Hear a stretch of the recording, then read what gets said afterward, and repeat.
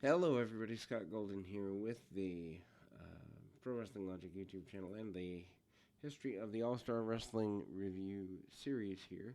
This is the January 17th, 1981 edition. This is the Moondogs and Captain Lou Albano defeating Jim Duggan and Dominic DeNucci 638 when King pins Duggan with a splash. Duggan has kind of become a pretty regular individual around these parts, and the last couple of months here, and certainly Duggan, uh, certainly in the next several years, becomes a major force in the WWF and WWF in general.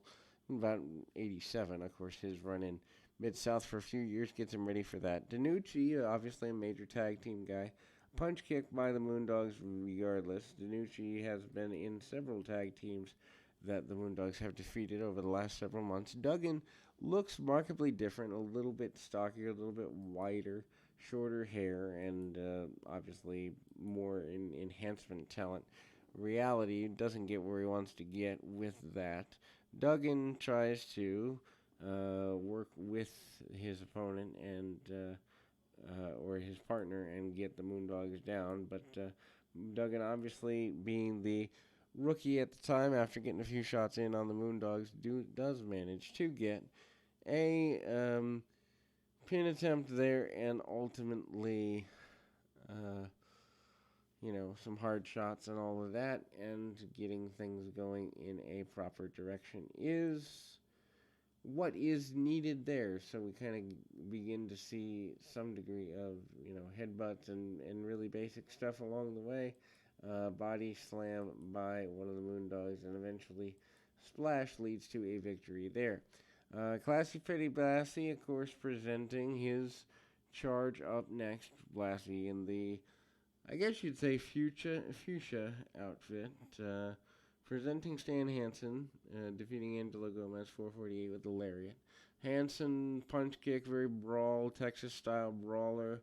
Obviously remaining that way for quite a bit there. Doesn't get everything he wants and or needs out of every aspect of things. However, he does successfully manage to be both dominant and domineering to his adversary. Of course, Hansen comes in, having been the man to take Bruno Sammartino out of action before. Also works over the arm with arm locks and hammer locks, which a lot of people wouldn't expect from Stan Hansen, known for being the brawler who has very little technical wrestling skill.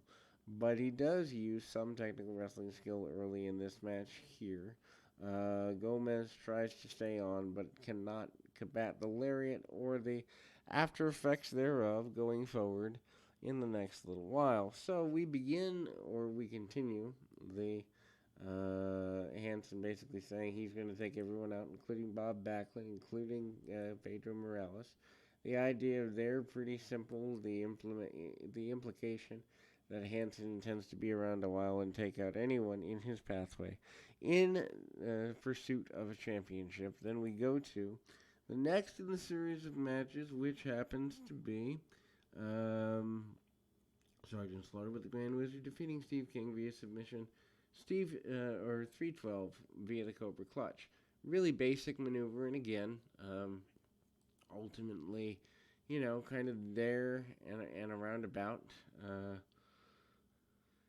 Slaughter manages to get a run go of it, and hits the gut buster among other maneuvers. Obviously, that Cobra Clutch is the main focus of the match. No one stepped forward for the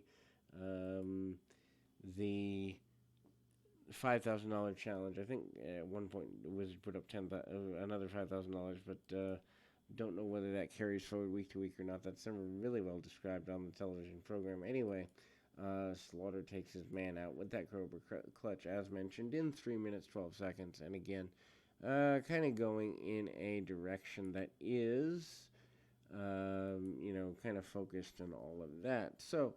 Next thing there is the Tag Team Championship. Rick Martel, Tony Gurria defeating Barry Mikel Cicluna and Jose Estrada 11:42 when Gurria pins Estrada with a reverse roll-up. The highlight here basically is seeing the champions on television. Champions obviously are not terribly, flashy for the, well, maybe for the time period they were. Garea tries to wear his man down, take his man down, and Garea arm bars, arm locks, hammer locks, headlocks, basic maneuvers, working the hold. Scicluna takes the majority of the match, and with his size advantage, does manage to get something. But I mean, even something as simple as a shoulder block from Garea can be valuable, and ultimately, um, uh, can lead in a direction of value there. So I mean, in the simplest form, um, you know, we kind of see Estrada come in, kicks to the back of the leg, very basic stuff, and um, arm bars, arm locks, and then kind of a modified spinning toe hold. Scicluna comes back in, stays right on the his adversary, which happens to be Garea. Martel coming back in eventually does get some sunset flips and other basic babyface maneuvers. Whenever the heels are in, they try to slow the pace of the match down. Babyface is always trying to pick it up, including a monkey flip at one point from Tony Garea. Garea not willing to take backward steps all the way, and manages to continue to be a guy who is not willing to quit. The match actually, I wouldn't say runs through commercial break, but we do shoot back to the announcers a little bit, just to get their talking perspective. Don't know that that's necessarily functionally beneficial, but it is what it is. Killer Khan up next with Freddie Blassie defeating John Calhoun, 238 with a jumping knee drop. Punch kick, very basic maneuvers by Khan. Khan, of course, still getting ready for his showdown eventually with Andre the Giant, taking Andre out and the like. The top rope knee drop that Khan has used continues to be a lethal maneuver and eventually gets to a valuable place in the long run, but we will be back with more right after this.